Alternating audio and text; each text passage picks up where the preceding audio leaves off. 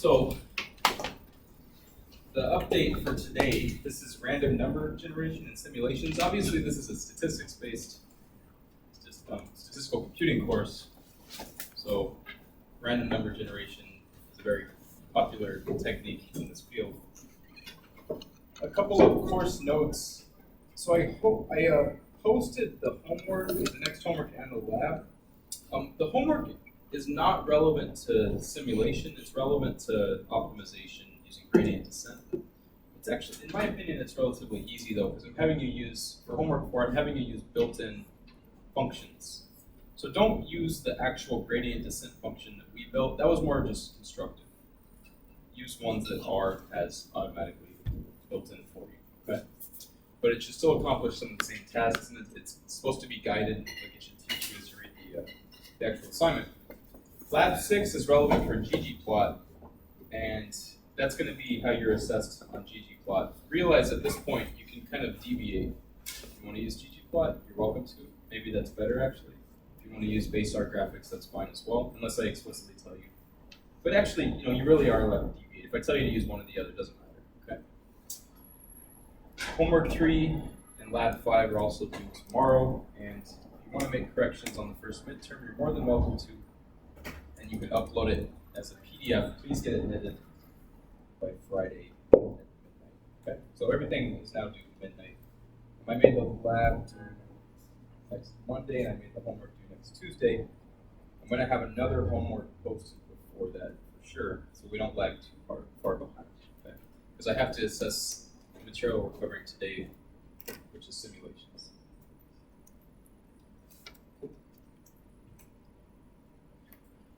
Okay, so what we talked about last time was building a plot with base R graphics. We discussed this many times. I just reviewed that last class. So obviously you build a plot using plot and build off that plot using points, text, legend, etc.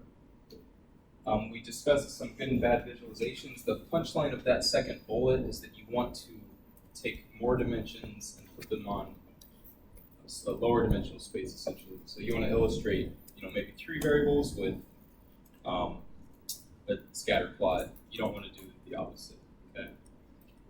And we went over ggplot, or the package is ggplot2. It's kind of a surface level introduction to ggplot, but hopefully it should be enough, okay? Professor? Yes. So the principle behind the thing of ggplot is that within the scope of this course, or just simply just need to learn how to use that? But just know how to actually create plots using ggplot, but nothing extremely advanced. You should be able to produce similar plots with base R graphics and ggplot. So things like splitting a data set up into different categorical levels. Does that make sense? Things that we did for maybe the midterm, you should also be able to produce that with ggplot. And then the lab, you'll get a little bit of exposure to that as well, but it's not extremely deep. It's just a little practice. Okay, so topics for today, and likely the next couple of lectures, because this is a big set of slides. We have random number generation. This is a fun topic. This is not a computer science class, but at least we can once in a while dip into CS topics, like where does a random number get generated from on a computer? Philosophically, what is a random number? It's not real in terms of computers because they're deterministic objects, but we can emulate random numbers. Then we're going to go through some built-in R functions to do simulation, so simulating random variables.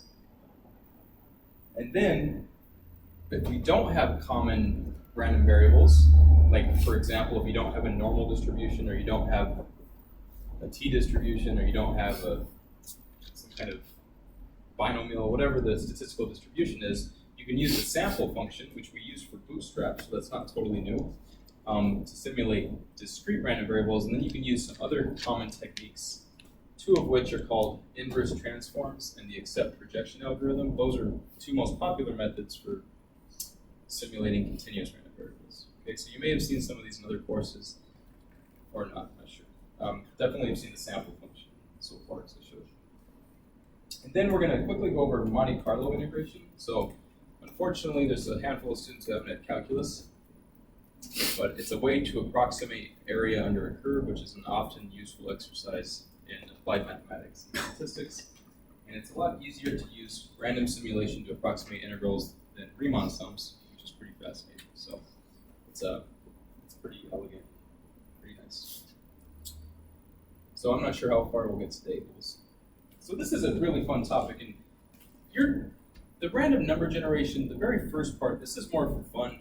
You're not necessarily required to reproduce a linear congruential operator, but I'm going to show you how to create one in R. And this is cool because it's what we're doing is we're actually simulating like random numbers from the unit interval using modular arithmetic. It's really cool. Okay, so we've made references to random number generations throughout the course without understanding where they come from, and that's pretty common, right? The very first lab, we generated a bunch of normal random variables. We use the sample function, right? How do we allocate those random rows, things like that? So let's actually discuss where they come from. So today, how does R produce random numbers? Well, we're not actually going to look under the hood in extreme detail. We're just going to look at how most programming languages produce it on a surface level. Well, it doesn't, obviously, because there's no such thing as a true random number from a deterministic system. Does that make sense? This is, it's not like this computer is actually producing random quantities. So what R does is it uses tricks to generate pseudo-random numbers that are indistinguishable from real random numbers. So what a pseudo-random generator does is it produces a deterministic sequence that is indistinguishable from a true random sequence if you have no idea where it started. Does that make sense? So we've seen this before. What was the common function where we initialized the starting point? Set C. Does that make sense? Now I'm just formalizing this a little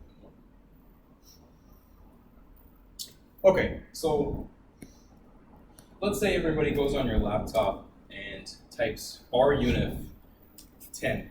You're going to get something different than what is displayed in front of me, because this is my random sequence of 10 uniform random variables. Does that make sense? Just a quick probability review. So recall that the uniform distribution can be over any interval a to b, but the standard uniform distribution has height 1, right? That's supposed to be a straight line. And so in other words, it has area 1, right? And that's the probability density function that's governing the behavior of these random numbers using RUnif. Okay? So you're going to uniformly draw values at random over this interval. So you shouldn't see like bizarre clusters on average. They should be roughly uniform. So if you were to create a histogram of this, although it's not going to be perfect, it should look something like a uniform distribution. Does that make sense? That's the true probability density function. This is f of x. In fact, it's f of x equals 1, right? Or 0 less than or equal to x less than or equal to 1, and 0 otherwise. Right? What is f of x? F of x is the probability density function. So What is not the probability? no, this is a fundamental question. Let me hide this for a moment. So let's say you had a probability density function f of x, then you have to have two properties that are satisfied. First one, so f of x is a valid PDF, which is probability density function, if one of them, somebody tell me, The integral is 1. integral is 1, so the total area under f is 1, right? In a calculus, since technically it's from negative infinity to positive infinity, of f of x dx is 1. And the second condition is that it's always positive, right? It doesn't really matter if you put an inclusive or non-inclusive inequality here. Because it will be 0 for parts where it's off, do you know what I mean? So what this means, this is not, if we pick a point x, that's not the this is not the probability of x. The probability of x has to be defined in terms of integral. So if this is the set A, then the probability that x is in A is the integral of a to b f of x dx. Does that make sense? So that's like stat 101 if you calculus-based stat. Not calculus-based. But anyway, so if you want to, these are random draws, but you can figure like what's the probability that you are less than 1/2, it would be 1/2. Does that make sense? That's maybe a bad example. It's like an identity type function. Then it's still called standard uniform, right? It's what? Standard uniform. The standard uniform means it's over 0, 1, but you could make this over a to b. It doesn't matter what the range is. And R's default function for the uniform distribution is R unif. And in fact, you don't have to put the letter R in front, and we'll go over all the different types of statistics functions in today's lecture. So back to the seed. On your machine, you'll see different random numbers, okay? But the histogram should all kind of look the same. I mean, we only simulated 10 of them, so there's going to be a lot of variation in the histograms. If we were to simulate, let's say, 10,000 and plot a histogram, it should look pretty close to a flat line. Okay? It's a law of large numbers exercise. Okay, so now let's set the seed. And what you're going to notice is if you simulate 10 random uniforms, everybody in the class should have the same sequence. If you run those 2 lines in order. Does that make sense? You have to do set seed and then R, or it won't work. Okay. And if we do it again, what you should notice here is that you get the exact same random sequence because we know the exact starting point of this pseudo-random sequence. Does that make sense? So this is not random, right? By definition. Okay. So this is how we construct a random number, and this is really interesting. So again, this is something you may have seen in like a modern algebra course or a computer science course, but this is a linear congruential operator or generator, so an LCG, and it's an algorithm that produces a sequence of pseudo-random numbers based on the recurrence relation formula. So notice x of n depends on x of n minus 1, but that's a congruence equality. Does that make any sense? So let's go back to modular arithmetic for one moment. I am not an expert in modern algebra, but this is just a definition everyone should know. What is, if A is equal to B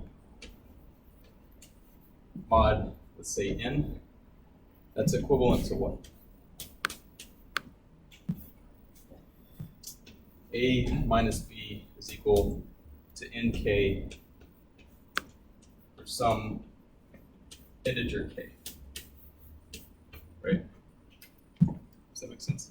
So what's an example of this? 10 is equal, sometimes I use 3 equals for this, sorry, because it's not really equal, right? It's like equal in another sense, right? Let's say mod, let's give a mod first. Mod 11. What does 10 equal? And actually, let's make it a little more. What is 10 equals, let's say, something mod 2?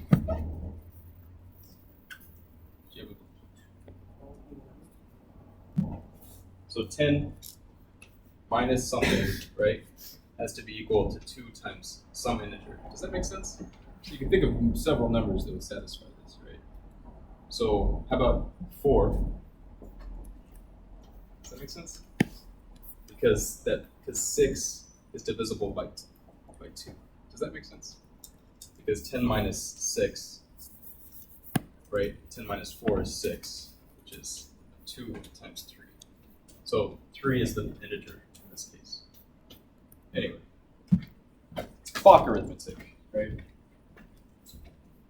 So it might be worth looking that up on Wikipedia. So what we're saying is the recurrence relation is a times xn minus 1 plus c mod m. And we'll see what this actually produces. So the first number is produced from a seed, and then used to generate the second, and the second is used to generate the third, and so on. That's the notion of a recurrence relation. Values are always between 0 and m minus 1. So this is only going to produce a pseudo-random sequence from 0 to m minus 1. So those are integers, or those are positive, non-negative integers at the moment, okay? Dividing by the m will give you uniformly distributed random numbers. So why not take the sequence of integers and divide by how many there are, and then it's going to look like it comes over the unit interval, okay?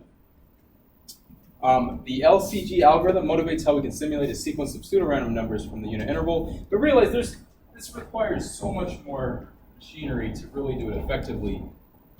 So they have more sophisticated LCG functions that are implemented in R, obviously. But let's play around with this.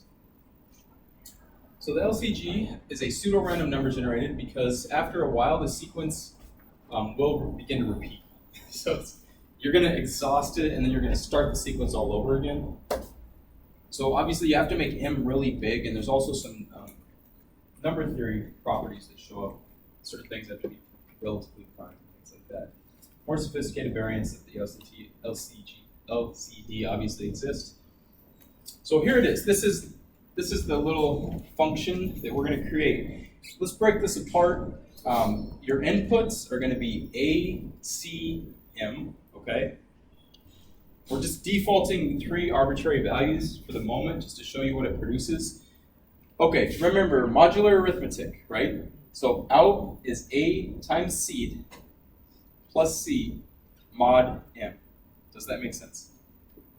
Double percent sign is the modular arithmetic operation. Okay. So what does that double arrow do? Do you guys remember? I mentioned it once.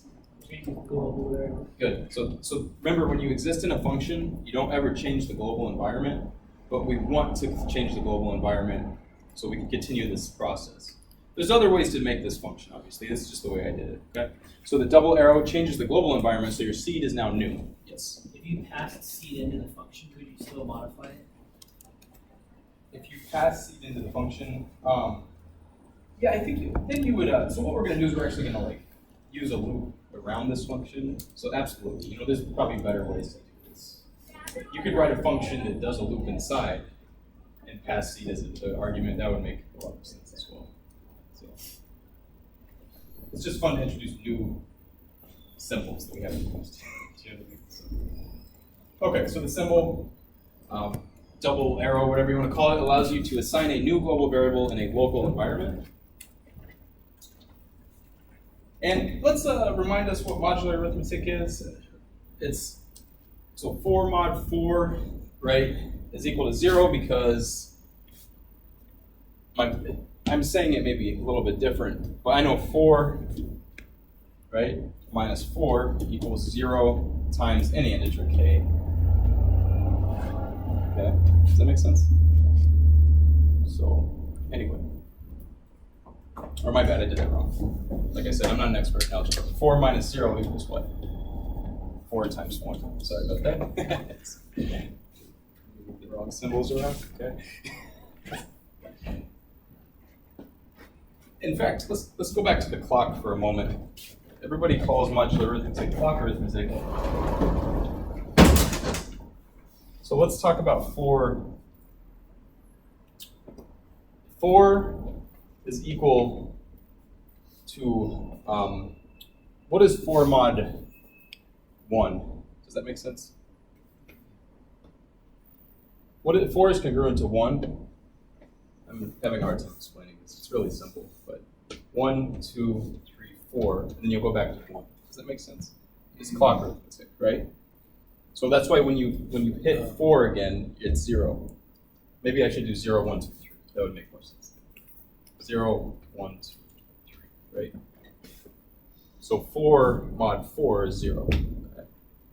So we've exhausted 4 is congruent to 4. 4 is congruent to 0 mod 4, right? So what is 4 congruent to? My bad. 1 mod 4 is equal to what? 5. So it's actually, you can't exhaust 3. 3 is the largest number you can possibly hit. So this is just 1, right? So 4 is, so in other words, what would, so 5 is equal to what? 1.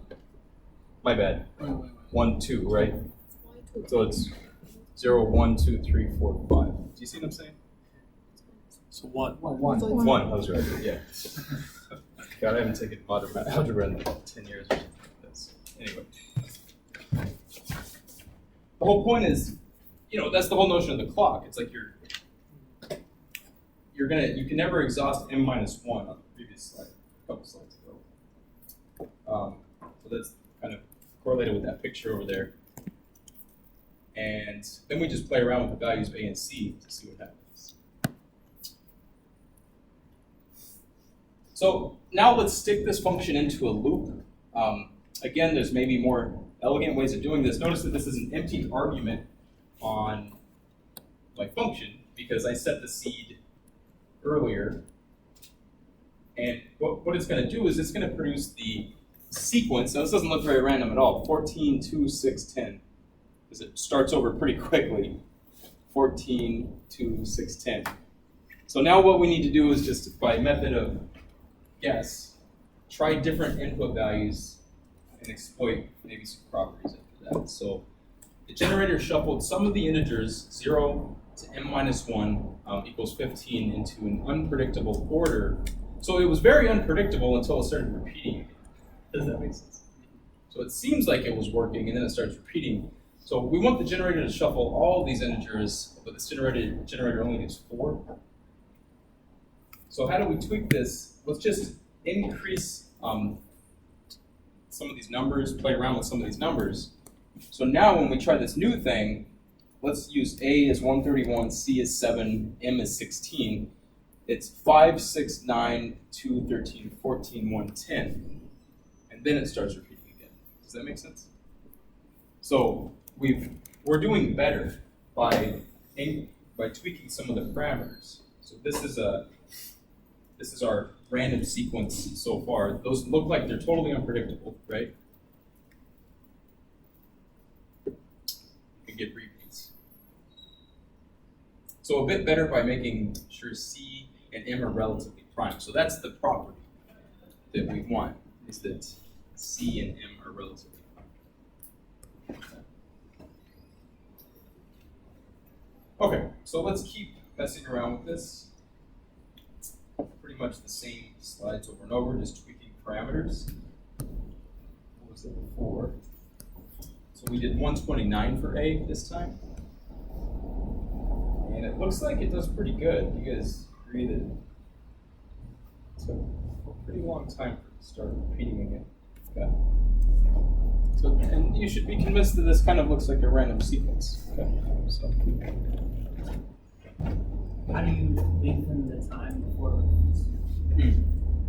So that's like not a trivial question to answer, but essentially you want to make M really, really large, and then you want to make C and M relatively prime. Yeah. You want some number series, I guess. What's that? You want some number series. Yeah.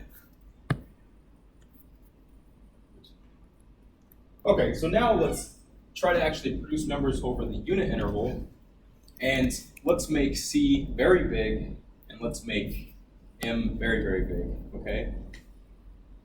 And then notice that the variance, we're only doing this 20 times. Does that make sense? we could do this as many times as we want. So the loop's only running 20 times, but now it's actually starting to look like random uniforms, which is pretty fascinating, just from a simple recurrence relation, right? So you actually have code to produce pseudo-random numbers right now. In theory, you could do everything off the unit interval. I don't know if you guys knew this, but there's all these theorems that you can produce normal distributions, you can produce gammas, you can produce anything you want from the unit interval. So once you have the unit interval, everything can be decided. Okay? It's pretty fascinating. And obviously, how did we scale it to the unit interval? We just divided the vector we created by, okay? So before I move on, are there any questions? So, I mean, it is still LCG. I mean, in the past few examples, are they all about LCG? So this is just more, I guess, this is purely educational. Like it's just nice to know, like the LCG, in practice, you're probably not going to use the LCG, you're going to use the built-in R random functions. This is just more for your own interest. Where does a random number come from in R? So R is going to use a more sophisticated LCG that's already in under the hood, it's already in the system. Does that make sense? Okay, so that means So you don't really have to know this per se. You have to know more the notion of setting a seed, and know that in principle you could generate a random sequence if you wanted to. yeah, so that is just some little theory behind the thing. Yes. This is the way we do theory in this class. We don't have to do this. Okay, so you could type !random to get more information on how R produces random numbers if you're curious. Now let's actually talk about simulating random variables. So this is where it's a little bit more applicable, and I promise if you continue stats training, you're going to use this stuff after this class, okay? You're definitely going to use it on homework. So a stochastic model, stochastic is a synonym for just random, can give the distribution of some random variable y. So, you guys, I don't know, do you know what a random variable is? I know some of you do. A random variable is a function from the sample space to the real numbers, right? So, what's the most basic example of a random variable you can think of? Flipping a coin, thank you. Right. So, okay, so you have a random variable x. It goes from omega sample space to the reals. Right. That's what a random variable is. These are the reals. So, for example, when the sample space of flipping a coin is heads, tails. It doesn't matter which order you write this in because it's a set. It can be tails, heads, right? Then what's the mapping? X of h is equal to what? Because it goes from the symbols in omega to the real numbers. Does that make sense? X of tails is what? 0. It's a success failure. This is a Bernoulli random variable. So whenever you want to quantify a true or a false success failure, it's a Bernoulli. Heads and tails is a very easy way to motivate it. And then you put a probability mass function on top of this. So it should always start on this side, but this is P of x equals 1, and then P of x equals 0. If it's a fair coin, what would this be? 1/2. Does that make sense? If it's not a fair coin, it could just be some probability, let's say P, and this would be 1 minus P. Does that make sense? So if you have multiple, like say you have whatever, the dice, Yes. you have 0, 1, 2, 3, 4, 5, 6. Yes, so sometimes the values in the support are the actual real numbers. So that would just be an identity map. Like 1 goes to 1, 2 goes to 2. But yes, absolutely. What if you have the sum of 2 dice? Then you would be summing those quantities in the sample space. But this is the basic tangible example of random variable. But we want to be able to simulate this thing. Yeah. So why is x of h 1 and x of t 0? Well, it is an invariance if you switch it, or it's equivalent if you switch it around. But I'm going to consider heads to be a success. Do you see what I mean? So maybe it would be more intuitive to define this as a success and failure. And then you can do the same, it would be examples. Okay. All right, so why do we care about simulations? So we want to be able to understand a statistical model.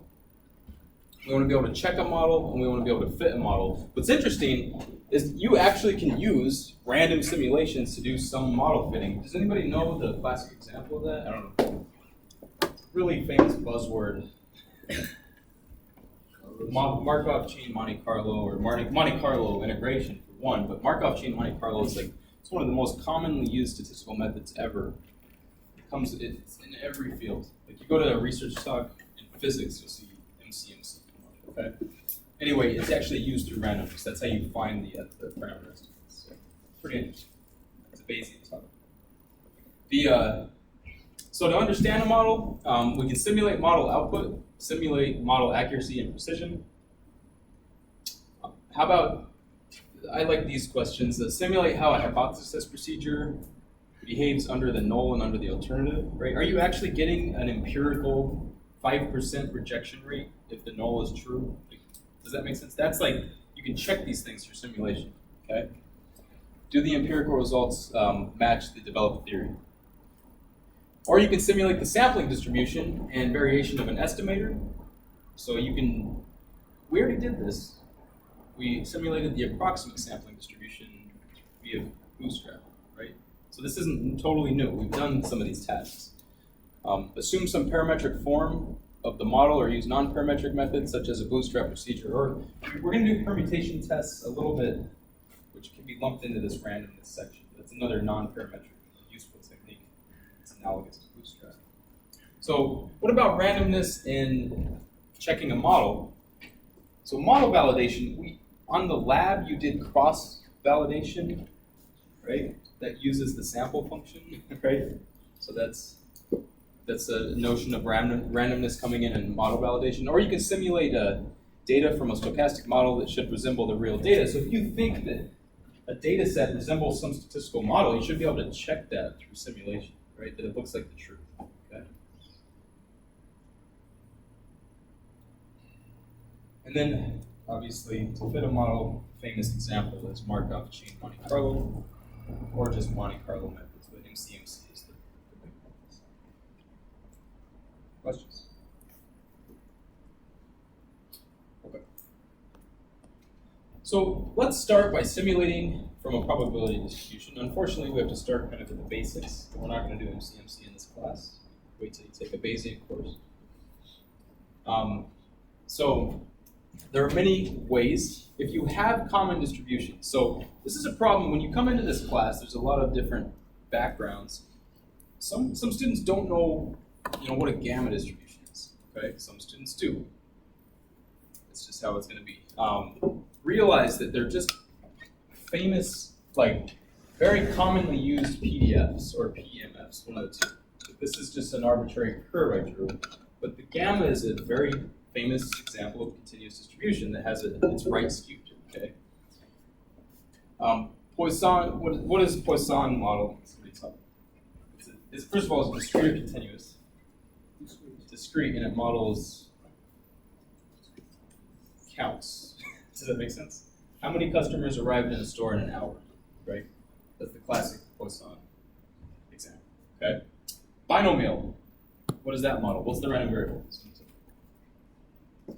Just number of success out of any experiments. Yes. Binomial is the number of independent successes in a fixed n number of trials. How many times do you make three free throws in 10 shots if you have a constant success probability? Does that make sense? How many times do you take this class over? No, that's a geometric, so you pass this. So uncommon distributions. In practice, you don't always use common distributions, right? You can use new distributions, but we don't have built-in R functions to simulate those. That's the whole point, okay? So for uncommon distributions, in the discrete case, it's actually extremely easy. It's the sample function. You can, remember sample uses uniform weights, but you can change an argument in sample to use non-uniform weights, and then it's just a discrete random variable. Does that make sense?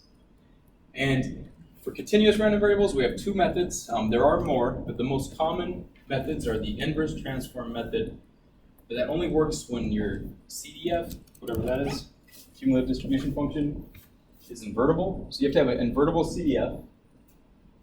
And the acceptance rejection region, this works no matter what, and it's a very cool algorithm. So the inverse CDF method is a little quicker, accept reject region works no matter what.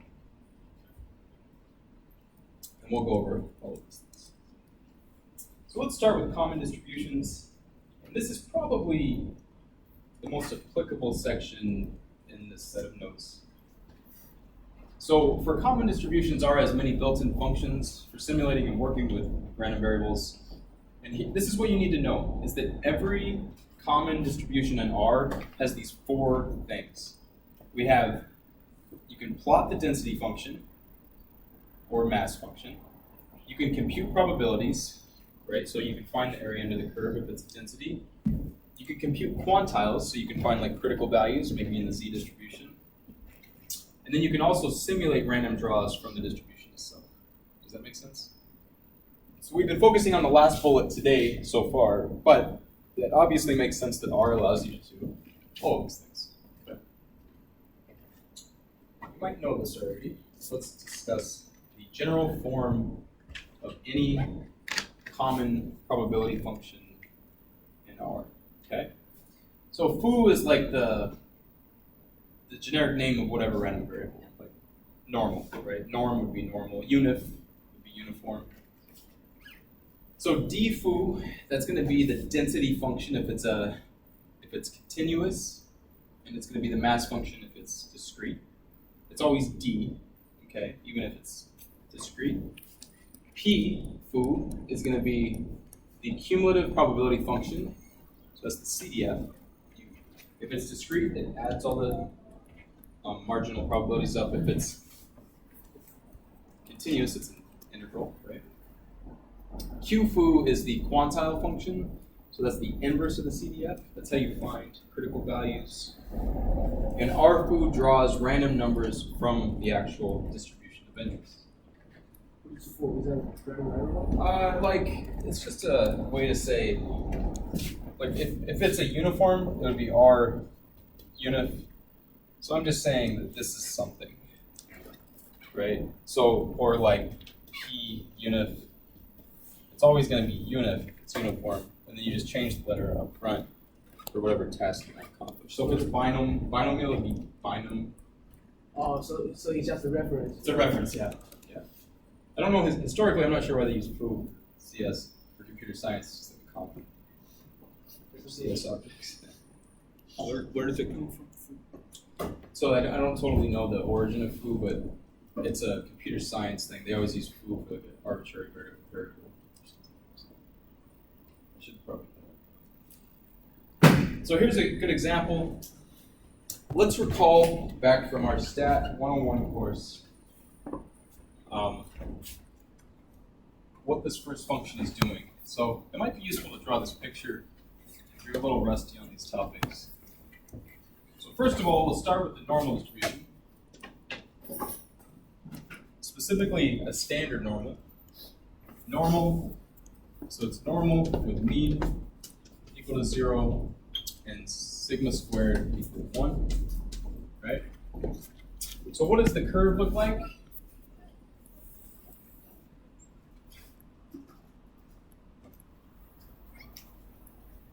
It's like that. Okay. And it's centered at 0. You know what the PDF is? Probably not. P of f of x is 1 over Square root. It's just, right. Sigma squared. So it would be sigma squared, but it's 1. So it's good. Exponential negative 1/2 Oh, it's not that, yeah. c squared. Right. So this actually integrates to 1. This area has total area of 1, right? It's a nice exercise for the board. So what is dfoo doing, or my bad, dnorm doing? That's computing the actual density function. So this point right here is the ordered pair 0, comma, what? 1 over square root 2 pi. So you stick 0 into this function. This goes to 1. You're left with that. So that's what this number is right here, 1 over square root 2 pi. It's the height of the function evaluated at different points. Okay? Does that make sense? So when would we ever want to use the density function for continuous random variables? It would be to plot a density. I mean, basically, that's the main utility of it is plotting. It's not going to necessarily, because when we compute probabilities, we have built-in functions for that. We're not going to integrate this. We already have a function. It does not matter. Okay, so here's one way to do it. I use the sequence function.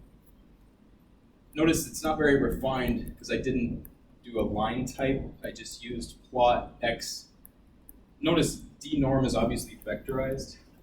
So the vector is x. It goes from -5 to 5 by steps of 0.001. You could have made this less refined. Plot x, comma, dnorm. Does this make sense? Do those two arguments make sense to everybody?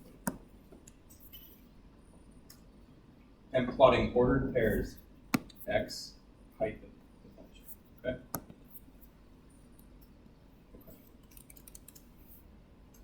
So that's the utility of d, whatever. All right, a little bit more review.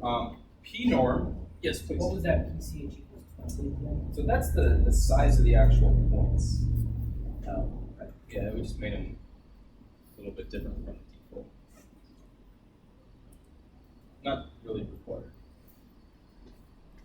So now let's look at the same curve. And if I want to find the probability that z is less than 0, now what we're looking for is this area right here, obviously. Okay. So this represents the area P of x. I'm using x and z. I apologize for mixing those up.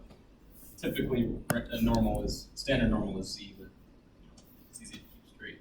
So that area is x less than 0. That's obviously 1/2. You can see it geometrically.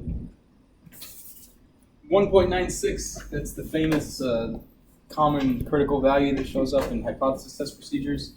So we know that the area between -1.96 and 1.96, you find all the area up to 1.96, subtract the area off of -1.96, and you should get 95%, because that defines your 95% confidence. Okay? So this is just classic stat 101. Whole point is we use the P function for probabilities. Next one, let's use Q. So the first question is one of those inverse normal questions where I'm saying what value satisfies the 50th quantile or 50th percentile. And obviously it's 0, it's just going backwards. I plug in 0.5, right? This is 0.5. You plug in 0.5, you get 0 as opposed to plugging in 0 and you get 0.5.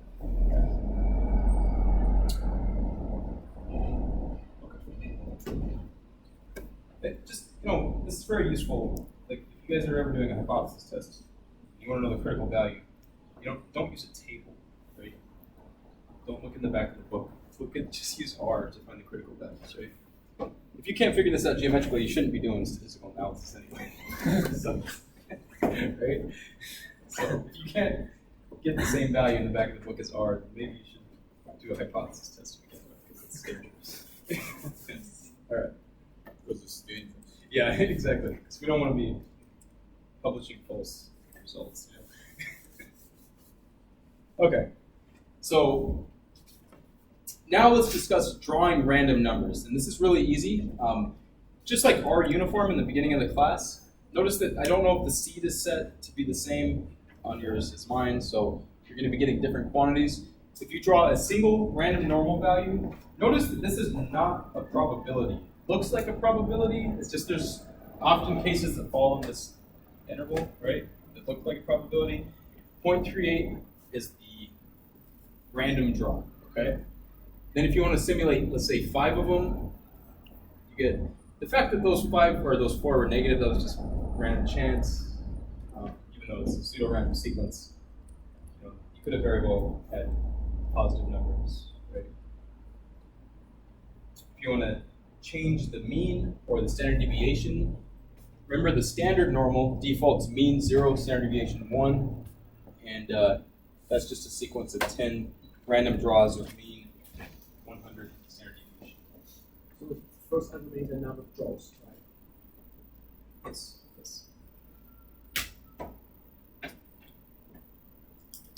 Okay, so this is more of just a reference. Maybe you'll use this in the future. There are tons of common probability functions that show up on R. So I have them in alphabetical order. There's more than I actually displayed, but we have beta, binomial, we have Cauchy, chi-squared, exponential, f, gamma, geometric, hypergeometric. And we also have logistic, log normal, negative binomial, normal, Poisson, student's t-distribution, studentized range. Do you guys know when? Okay, studentized range comes up when you're doing multiple comparisons and design of experiments. So it's just a way to test multiple difference in means. Uniform, a Weeeeeeeeeeeeeee, you might have not heard of any of these. Realize they're common enough to be in R, okay? Like a logistic, for example, that's the actual distribution that comes up in a logistic regression, right? That's not a coincidence that has the same name. Some of these are discrete, some of them are continuous. Student's t, that's how you find critical values of the famous t-test, okay? Or find p-values. All right, so here's a quick example. This is fun because I get to kind of emphasize some common ideas of statistics into this class. Let's plot the density function of the student's t-distribution with degrees of freedom 1, 2, 5, 30, 100. And just for illustration, let's use different line types for the different degrees of freedom of the t-distribution. And just somebody tell me, without looking at the second bullet, what's going to happen? What's the curve going to look like for the larger values? Like a standard normal, because that's a, remember from your, it's not the essential limit theorem. But it is another limiting result. It's just the fact that t converges to normal, okay? And then you plot a standard normal just to show you that it does indeed satisfy. So this is an exercise in, can we use base R graphics? I didn't do this on ggplot, okay? But you can just build it up either by a loop or not a loop, whatever you want. Fun fact, recall that the student's t-distribution converges to a standard normal as the degrees of freedom approaches infinity. And here is the quick code here. So I defined a sequence that I'm going to use for every single plot. Remember that the t-distribution is a little, has heavier tails than a normal distribution, so that's why I'm going from -10 to 10 as opposed to -5 to 5. And then I'm going to define a vector of degrees of freedom. So our base plot is going to be the t with the first degrees of freedom, which is going to be, oh my bad, the base plot is just d norm, sorry, misspoke. So d norm's the base plot, and then let's go through the degrees of freedom using a loop. And this is a nice application of the paste function. Do you see this? So remember the paste function when we did character strings? It allows you to, it'll change, I don't have to write out all of those degrees of freedom because the paste function will do that based on the loop. So the legend will automatically have it listed. Does that make sense? That's kind of slick. So there it is. So as you can see, for low degrees of freedom, the tails are fatter, right? It's still a valid probability density function, so it integrates to 1. And then as n approaches infinity, it's almost indistinguishable from the 100 case to the standard normal case, which isn't a big surprise considering the rule of thumb is typically 30 for for any asymptotic result. Questions about that?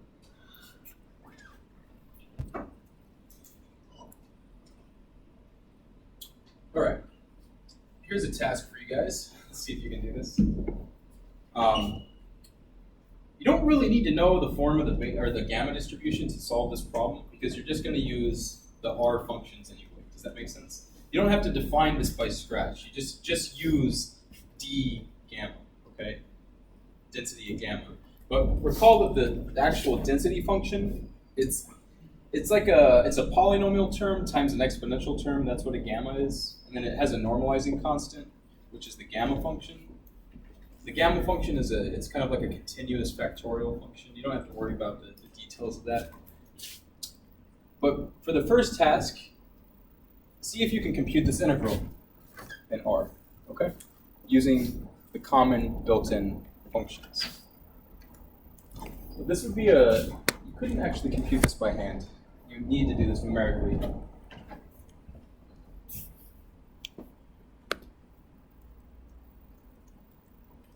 Well, you could actually use integration by parts, like this would just be a practice exercise.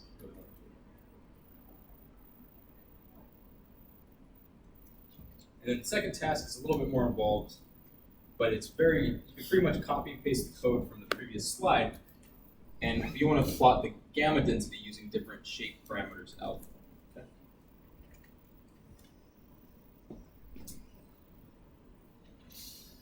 Grab a sip of water.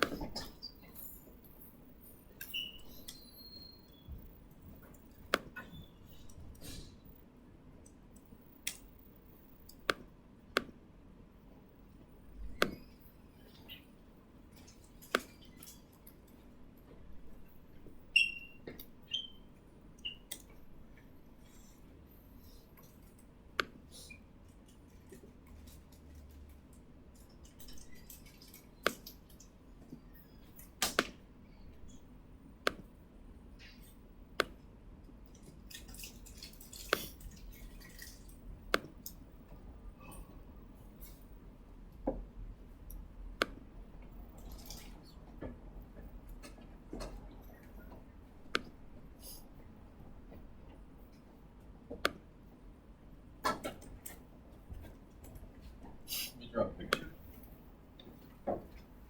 So gamma distribution always is some kind of right-skewed distribution. It's going to start at 0. It's going to look like that. 2, let's say, is right here. Okay. So essentially, if I want to find the integral from 2 to infinity, it's the area from 2 to infinity. So what this represents is the probability that x is greater than 2. Now recall that when you use the built-in R functions, they're always CDFs. So this is equivalent to two different expressions. First of all, it's the integral 2 to infinity of f of x. I'll just say dx, I'll drop the alpha beta. But if you want to use the CDFs, you have to do 1 minus, right, probability x is less than 2.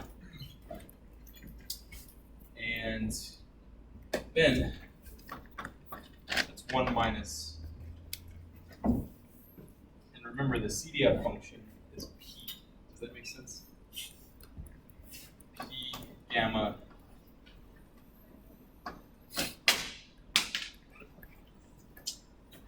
And it goes 2, and then you put the 2 parameters in.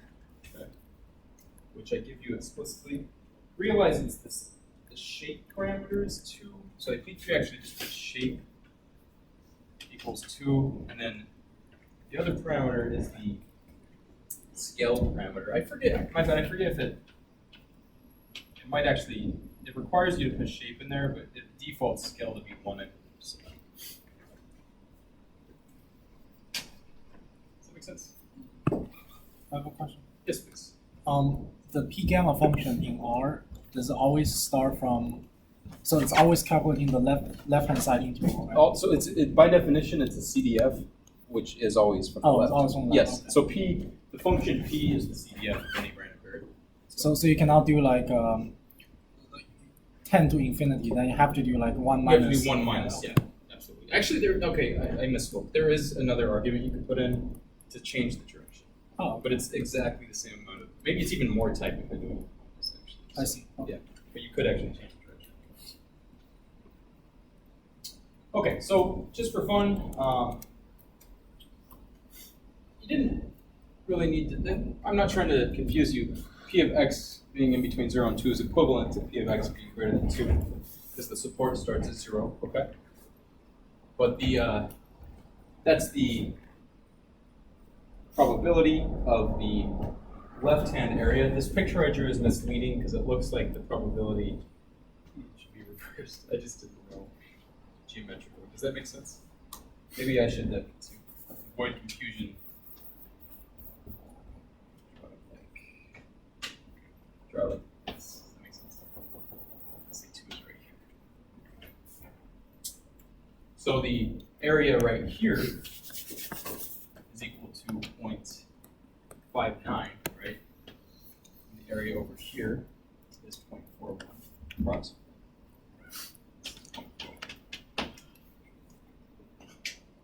This is a standard, right? Say that one more time. This function is standard, right? This is a built-in Oh, okay. R function. Yeah, so all of those like multiple functions I showed you, like gamma, Poisson, you don't have to do a package for anything. It's a base R function. Okay. Yeah. In any like intro to probability class, all those common functions will be in R. So pretty useful. This is just a conceptual question. This is a continuous distribution. What is this equal to? Somebody tell me. 0. Thank you. Can't find the area of a line. Okay. All right. So this is for fun. This is the plot of all those different gamma distributions. You know, this is fun because you're kind of just doing something you would see in a textbook, right? You know, it's good for teaching. I'm always doing plots like this to put them in my slides. And it's pretty fun, right? So you get the different alpha parameters, and you can see how the shape of these right skewed distribution changes for there is a way to put equations in here too. I just don't cover that in this class. You can use it's not like LaTeX, but it's analogous to LaTeX if you want to make it even more nice. Okay. Let's see if you guys can do this for 5 minutes or so.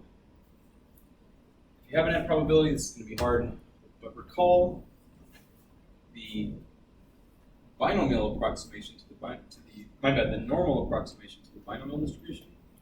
Historically, this was actually derived before the central limit theorem. It's really just an equivalent form of the central limit theorem.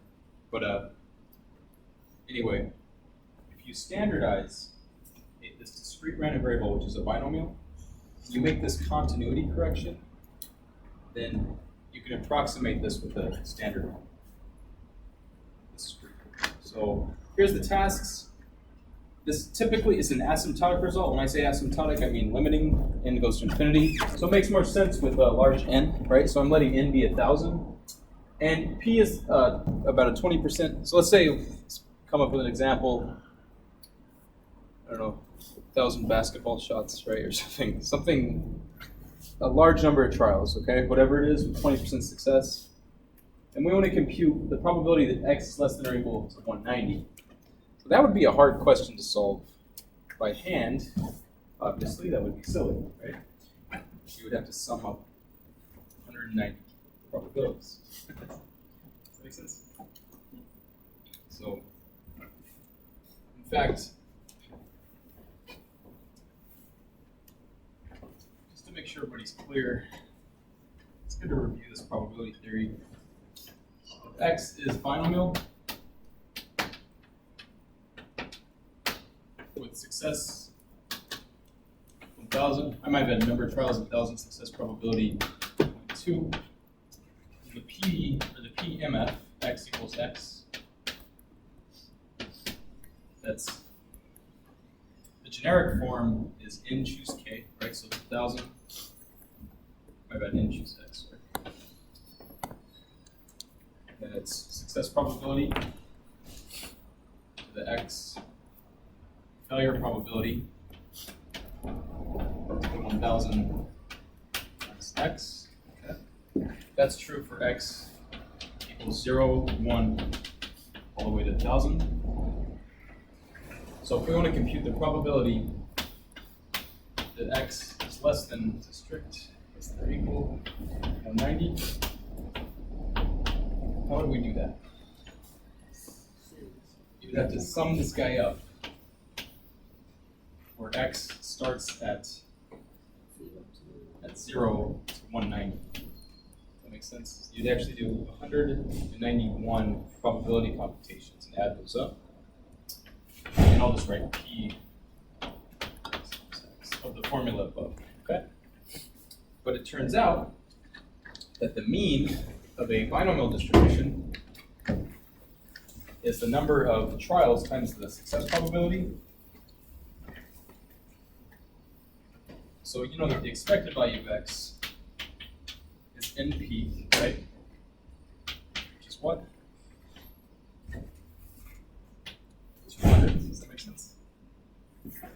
And the variance of x is NP 1 minus p, right? So that's 200 times what? 8, which is what? 60. Right? So if you standardize this, p of x is equivalent to z, so it's x minus np over square root of np 1 minus p. This doesn't include the continuity correction, but if you include the continuity correction, it's a little more accurate. Think of it as going from a discrete distribution to a continuous distribution. Some people teach it without the continuity correction. Okay. Point being, if you go on R, this is a very easy exercise because all you have to do is compute the value, right, which is 190, plus the continuity correction minus n times p, divided by the square root of the variance, and then just use p norm. Does that make sense? It's really easy. Pretty cool. P norm standard normal. You didn't have to use, you could have actually used non-standard normal and then included this as the mean and this as the standard deviation. Does that make sense? You didn't have to use a standard normal, but we standardized it already. Okay. Default standard. Yeah. So it makes sense to the original form includes the standard normal. So.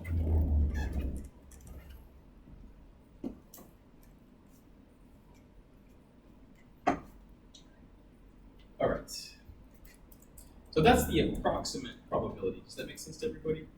It's not the true probability, but it's pretty fascinating that we can we can approximate that sum with a simple calculation. And let's see exactly what the true probability is. Obviously, R is sophisticated enough to do the truth. If you just do P binom, so let's compare these two numbers. Oh, look, there's 3 ways to do it, right? So you could do the approximate as 0.226314 versus 0.227. Does that make sense? Pretty close, right? So this is the truth. We're within 1,000th off, okay? Notice that by definition, a discrete random variable is the sum of your marginal probabilities. So you could also sum the D binom, or you could just do the P binom, okay? So those are accomplishing the exact same task.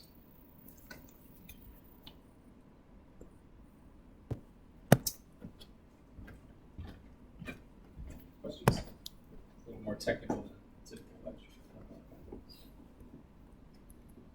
Okay, just for fun, don't look ahead. What's this going to look like? What's this histogram going to look like? If we have 500 cases coming from a binomial distribution of large n, it's going to look like a normal. Well, it's not standard because we didn't standardize it, but it's going to have a bell shape. So, cool. That's an empirical illustration of the binomial limiting approximation using the normal distribution. Okay.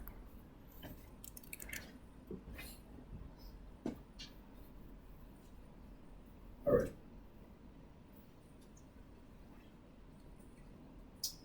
So now let's discuss how do we simulate from a probability distribution, specifically uncommon distributions. So we just spent the last 30 minutes or so talking about common probability distributions, like the whole list, gamma, binomial, whatever, okay?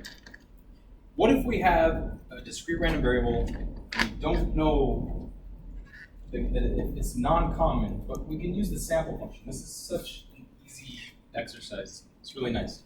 So the sample function actually generates a discrete uniform distribution by default if you let all the weights be equal. So think of rolling a fair die. Does that make sense? That's the main use of a sample function. But then you can actually put in different values of the weights, and that would be a non-discrete uniform. That would just be some discrete random variable. So uncommon discrete distributions by specifying the probabilities. So here's the arguments of the sample function. Everybody has seen x size replace, because we did the bootstrap, right? But if you put a new probability argument in, a new argument in, probability equals null, it defaults to all the same probabilities if it's null. But if you want to have maybe a different weight for different cases, then let's see what we're going to do. We'll call it bootstrap, right? This is a very, very basic example. Okay, this is like, if you took a non-calculus-based intro to stats course, definitely saw discrete random variables because it doesn't require calculus, right? So think of this, the random variable x modeling something, but realize that the value 3 shows up much more frequently than the values 1 and 2, okay? But if I want to actually simulate this data set, all you have to do, so does everybody understand this? So what are the properties of a PMF? That it's analogous to continuous distributions. They have to sum to be 1, and all the probabilities have to be non-negative. So that's true in this case. Okay. So 0.1, 0.2, 0.7 is 1, and look at how easy this is. Let's pick 1,000, kind of arbitrary. Let's define our probability vector as being 0.1, 0.2, 0.7, which is exactly what shows up as the second row of our PMF. Then just use the sample function. Notice you have to replace, otherwise you would exhaust the list in 3 trials. Okay. If we do the first 10, this is very intuitive, right? 3 is showing up more frequently because it has 70% chance as opposed to 20%, 10%. And let's do rbind with p and also the table function divided by n. So this represents I like using these words, that's the true probability mass function. This is the empirical probability mass function. This comes from simulation. Does that make sense? Obviously, they're not exactly the same, but they're pretty darn close. Okay? If you increase the sample size, then it would effectively get closer and closer to the truth. That's, again, like a law of large numbers. Okay. Is that clear? Okay. You've got intro to stats. This is much easier to understand than it happens. So let's do a quick check yourself. This one's fun. Use sample to simulate 100 fair die rolls. Okay. Let's say it's 6 seconds. Okay. Second bullet, use the unit function, our unit function, to simulate 100 fair die rolls. So this is a little different because you're using a continuous distribution to simulate a discrete distribution. Okay, so just think about how the functions work.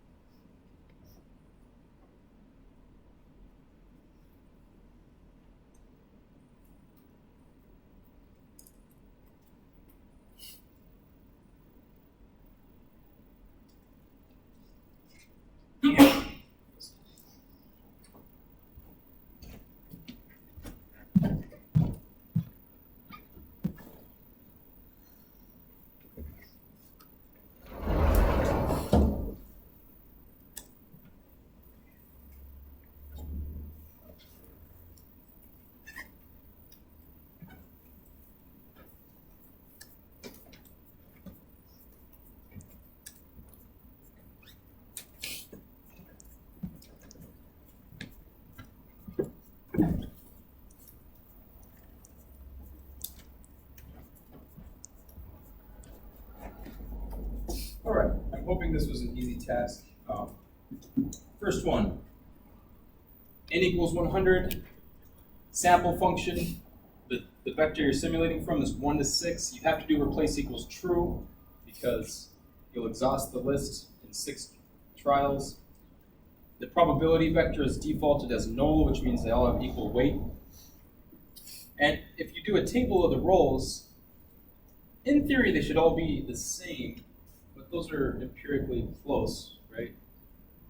Because if you were to increase the, so they're all about 100 over 6, but if you were to increase the number of trials, they would be closer.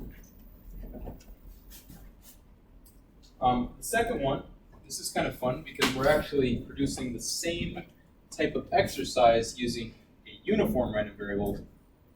So here we're going to go from 0 to 6 and then apply the floor function. Notice these are all shifted by 1. It's an easy fix, right? And everybody just pretend like you've relabeled the die, or the faces of the die. Okay. All right. It's the isomorphic, right? So, all right. So the next section, yes, please. Floor. Oh, that's a good question. I'm not even going to mention what that is. So the floor function, if you plot it, it looks like a step function. And let me explain this just without a plot. The floor of, let's say, 3.14 is equal to 3. So it rounds down no matter what. So the floor of 3.9 is also 3. Does that make sense? And there's a ceiling function which rounds up. So you can plot this on a Cartesian coordinate system if you want to see that. This is very standard to add 1, so we will have 1 to 6 instead of 5. Yeah, there's many ways. Okay, so let me give you a foreshadow of what's going to happen next. This, I have to be honest, this half of slides is a little bit more perhaps intellectually challenging for some students, so this requires the knowledge of some mathematics. But it's just standard material covered in this course. So we're going to do the inverse transform method. It requires a little bit of notion of like what an inverse of a function is, what a CDF is. And we're also going to do, have some intervals showing up, whatever. We're also going to do something called the accept reject algorithm. And this requires the notion of an algorithm, but you don't have to know calculus per se. The students get pretty confused on this. So next lecture will be a little bit more sophisticated mathematically, and you will be required to know how to perform these topics on not homework 4, but 5. Okay? For the remainder of the class, why don't I just continue to help students with the labs that are due tomorrow and on Monday. Okay? And then we'll pick up the lecture